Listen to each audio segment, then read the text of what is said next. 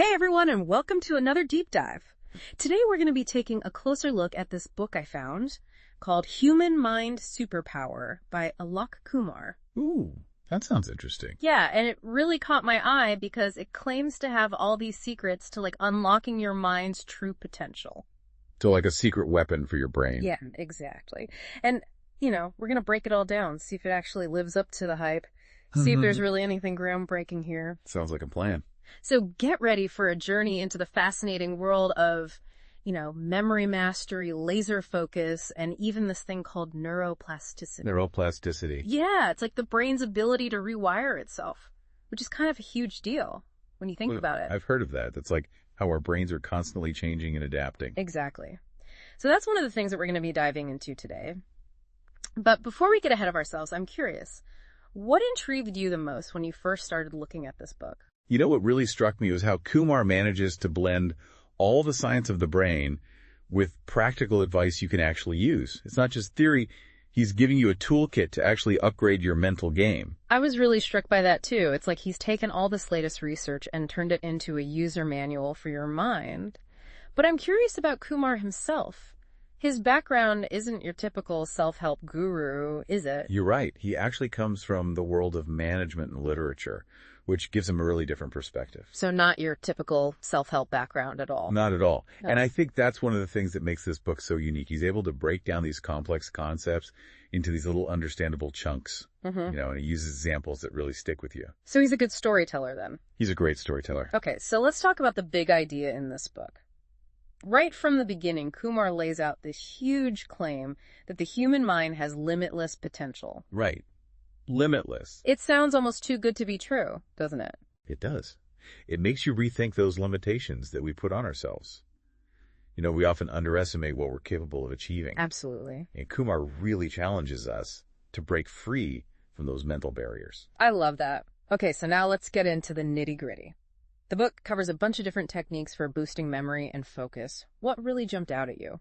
There are so many good techniques in here, but the one that really stood out to me was active recall. Active recall? What is that? So it's basically about actively retrieving information instead of just passively reading it.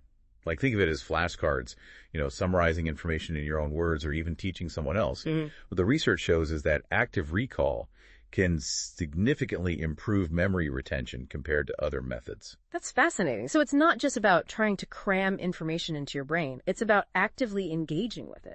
Exactly. It's about forcing your brain to work harder. I like that. So I have to ask, why is active recall so much more effective? Is it just about effort, or is there something else going on in our brains? Well, think of it like building a muscle. If you just stare at a weight, your muscles aren't going to get any stronger. But if you actually lift it, you create these tiny little tears in the muscle fibers, and those tears are what make the muscle grow back stronger. Interesting. So you're saying that active recall is kind of like weightlifting for your brain. Exactly. When you struggle to remember something, you're essentially forcing your brain to work harder, creating those new neural pathways and strengthening those existing ones. So it's not just about memorizing facts. It's about actually training your brain to be better at remembering. That's really cool. Yeah. Now, what about focus? I mean, we live in a world of distractions. Yeah. How does this book address that? It stresses the importance of creating a focused environment, Minimizing distractions is key, like silencing your notifications, tidying up your workspace. Really anything to minimize those potential distractions. So it's about taking control of your surroundings to create a space where you can actually focus, right? And it's also about setting clear goals for each study session or work session, and breaking down those big, overwhelming tasks into those smaller, more manageable chunks. That makes a lot of sense. I know I'm definitely someone who gets easily sidetracked, so I need all the help I can get. But what about those times when you hit a wall? Those mental barriers that we all struggle with. Does the book offer any strategies for dealing with those? Absolutely. Kumar dives deep into this idea of cultivating a growth mindset. It's that belief that your abilities aren't fixed, but can be developed through effort and learning. So it's about believing in your ability to grow and change. Exactly. He really encourages readers to challenge those limiting beliefs that we all have, and to replace negative self-talk with more empowering affirmations. I find that so fascinating because it really ties back to the whole neuroplasticity thing, doesn't it? Like if our brains are constantly changing, then we can literally change the way we think by changing our thoughts. Exactly. It's about rewiring our brains to be more optimistic and resilient. Wow, so powerful. Okay, before we go too deep down the rewiring rabbit hole, I'm curious about something else. The book also talks about diet and lifestyle and their impact on cognitive function. Yeah. What's the gist there? Is it just the usual eat your veggies, get some sleep advice? It's a little more than that. Kumar really emphasizes how the food we eat directly affects our brain power. So what we eat actually impacts how well our brains work. Exactly. He talks about the importance of a balanced diet, rich in those brain-boosting foods. Think omega-3 fatty acids, antioxidants, all good stuff. So it's about nourishing your brain with the right nutrients. Exactly. And of course, he highlights the importance of sleep hydration and regular exercise for optimal brain function. So it's a holistic approach to cognitive enhancement. It's not just mental exercises. It's about taking care of your physical well-being as well.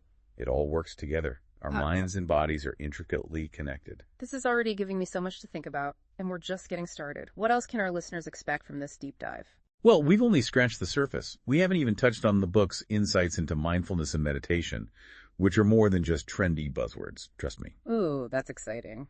We're definitely going to have to dive into that in part 2. Definitely. Okay, so to recap, we've talked about the book's unique perspective, the power of active recall, the importance of creating a focused environment, the power of a growth mindset, and even a little bit about brain-boosting nutrition. And it's clear that Human Mind Superpower isn't your typical self-help fluff. It's grounded in science and provides a roadmap for unlocking our cognitive potential. What do you think? I completely agree. Mm-hmm. And what's even more exciting is that it's not just a theoretical exploration, it's a call to action. So it's about taking these insights and applying them to our lives to make real, tangible change. I love that. Now that's what I call a deep dive. Get ready, listeners, because we're about to go even deeper in part 2. Welcome back to the deep dive. You know, in part 1, we talked a bit about mindfulness and meditation, and I have to say that's the part I'm most curious about. I've always been a little skeptical. Is it really all it's cracked up to be? Well, it's definitely become super trendy lately, Hmm.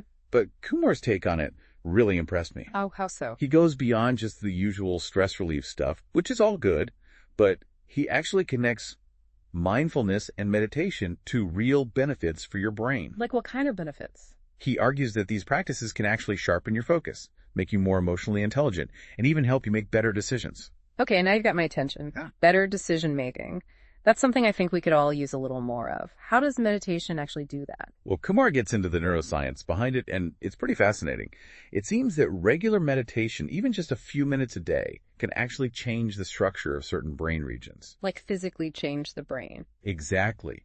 The areas that handle attention, emotional regulation, self-awareness, all get a boost. It's like a targeted workout for your brain, leading to clearer thinking and better control over your thoughts and emotions. So it's not just about emptying your mind like I always thought. It's about actually strengthening specific mental muscles. Exactly. And that's why it can have such a powerful impact on things like decision-making. Okay, I'm starting to get it now. But I have to admit, I'm a total beginner when it comes to meditation. Does Kumar offer any guidance for someone like me? Absolutely. He lays out really practical techniques anyone can use. Guided meditations, breathing exercises, simple mindfulness practices. He even gives specific examples you can start trying out in your daily routine right away. So it's not just theory. He actually gives you tools to get started. Exactly. And he stresses that you don't have to spend hours meditating to see results. Well, that's good to hear because I know a lot of people are already juggling so much. Is it even realistic to expect them to find time for meditation? That's a valid point. Yeah. But one of Kumar's key takeaways is that even small, consistent efforts can make a big difference. Even just 5 or 10 minutes a day can have a noticeable impact on your cognitive function over time. So it's about quality over quantity. Exactly.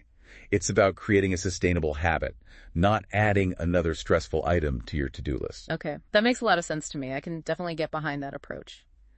So we've talked a lot about these different techniques for improving our cognitive abilities. But what about those pesky mental barriers that hold us back? The self-doubt, the negative thoughts, those things that can really sabotage our efforts. Oh, absolutely. We all have those. And Kumar dives deep into this idea of cultivating a growth mindset as a way to overcome those barriers. We talked about the growth mindset a bit earlier, but can you remind us what that is? Basically, it's that belief that your abilities aren't fixed, but can be developed through effort and learning. So it's about believing in your potential to grow and improve. Exactly. And it's not just about positive thinking. It's a much more structured approach. Well, Kumar talks about identifying those negative self-talk patterns that we all have and learning to replace them with positive affirmations. So it's about becoming aware of those negative thoughts and consciously choosing to replace them with more positive ones. Right. And he also emphasizes the importance of self-compassion, recognizing that we all make mistakes and that setbacks are actually opportunities to learn and grow. It's all about reframing how we view challenges and failures. I love that because it's so easy to get caught up in self-criticism and negativity, especially when things don't go our way. Absolutely. Right. But with a growth mindset, you can learn to view those setbacks as valuable learning experiences. So it's about developing a more resilient and adaptable mindset. Exactly. And Kumar doesn't stop there. He also talks about the importance of celebrating our accomplishments, even the small ones. Oh, that's so important. It's easy to get so focused on what we haven't achieved yet that we forget to acknowledge how far we've come. Right. And he links this to the idea of gratitude, which can really shift our perspective and create a more positive outlook. Gratitude. Such a powerful concept, and so simple, yet we often forget to practice it. Now, before we wrap up this part, I want to circle back to something we touched on earlier, the physical side of things. Diet and lifestyle. We talked about how these factors can impact our cognitive function. But does Kumar go into any more detail about that? Oh, he dedicates a whole chapter to it. He really emphasizes the importance of giving our brains the right fuel, nourishing them with a balanced diet. So what kind of things does he recommend? He highlights specific brain-boosting foods like fruits and vegetables, nuts, fatty fish. And he doesn't just say, eat this. He actually explains the science behind it, talking about things like antioxidants and omega-3 fatty acids. Okay, so it's not just about eating healthy in general. It's about choosing foods that specifically support brain health. Exactly. Yeah. And of course, he also talks about other lifestyle factors like exercise, sleep, hydration. All of these things are crucial for optimal brain health. It's amazing how everything is connected, isn't it? Yeah. Our thoughts, our emotions, our behaviors, even the food we eat. It all plays a role in shaping our cognitive abilities. Absolutely. And that's what makes this book so empowering. It gives us the knowledge and the tools to really take control of our cognitive destiny. I love that. So we've covered a lot of ground in this part. We've talked about mindfulness and meditation, the growth mindset, and even the importance of diet and lifestyle. But what stands out to you the most from what we've discussed so far? I think the biggest takeaway is that all of this knowledge is useless if we don't actually apply it. It's not just about reading the book and thinking, oh, that's interesting. It's about taking action and making real changes in our lives. So Human Mind Superpower is a call to action. It's about putting these ideas into practice and seeing real results. Exactly. It's about becoming the best version of ourselves mentally and cognitively. I love that. And on that note, I think it's time to move on to part 3, where we'll dive even deeper into the practical application of these ideas and what it all means for you, our listener. And we're back for the final part of our deep dive into Human Mind Superpower. We've explored so much already, from the science of neuroplasticity to all these practical techniques for boosting our memory, our focus, even our emotional intelligence. It's been a wild ride. It really has. And now it's time to bring it all together. What does all of this mean for you, the listener? How can you take these insights and actually apply them to your life to create real, tangible change? That's the big question, isn't it? We've been given all these amazing tools, but it can feel a little overwhelming. Where do we even start? One of the things that Kumar emphasizes is that there's no one-size-fits-all approach. What works for one person might not work for another. So it's really about experimenting, finding what resonates with you personally, and building your own unique toolkit for cognitive enhancement. I like that. It's not about following a rigid set of rules. It's about being curious and exploring different techniques. What kind of experiments does he suggest? Well, he encourages readers to try all sorts of things, from active recall methods to mindfulness practices, from making small changes to their diet to simply setting aside dedicated time for focused work. He even talks about the importance of sleep and exercise, and not just for our physical health, but for our mental sharpness, too. It really highlights how everything is connected, doesn't it? Our thoughts, our emotions, our behaviors, even the food we eat, it all impacts our cognitive abilities. Absolutely, and that's what makes this book so empowering. It shows us that we have more control over our cognitive destinies than we often realize. But there's a catch, of course. Knowledge is only powerful if we actually use it. So reading the book is just the first step. The real transformation happens when we start putting these ideas into practice. But, I think a lot of people struggle with that, myself included. We get excited, we have all these great intentions, but then life gets in the way and we lose momentum. Any tips for overcoming that inertia? Well, Kumar really stresses the importance of starting small. You don't have to overhaul your entire life overnight. Just pick one small thing you can commit to doing consistently, whether it's 5 minutes of meditation every morning or using flashcards to study for 10 minutes before bed. Just build that tiny habit, and over time it can have a huge impact. So it's about those small, consistent efforts that compound over time. Exactly. And don't forget to celebrate your successes along the way, no matter how small they may seem. Every step forward is a win. And when you inevitably stumble, because we all do, try not to beat yourself up about it. Embrace that growth mindset. See those setbacks as opportunities to learn and adjust your approach. That's such a good reminder. It's not about being perfect. It's about being persistent. It's about embracing that journey of self-discovery and continuous improvement. Exactly. And that's what I find so inspiring about Human Mind Superpower. It's not just a guide to boosting brain power. It's a roadmap to living a more fulfilling and meaningful life. It's about tapping into our full potential as human beings, not just mentally, but in every aspect of our lives. So as we wrap up this deep dive, we want to leave you with this final thought. What if you could unlock even just a fraction of your mind's hidden potential? What could you achieve? What dreams could you make a reality? The possibilities are truly limitless. It all starts with believing in yourself and taking that first step. It's been such a pleasure exploring these ideas with you. And to our listeners, we encourage you to check out Human Mind Superpower and embark on your own journey of cognitive discovery. Keep those brains buzzing, keep those neurons firing, and keep those possibilities expanding. Until next time.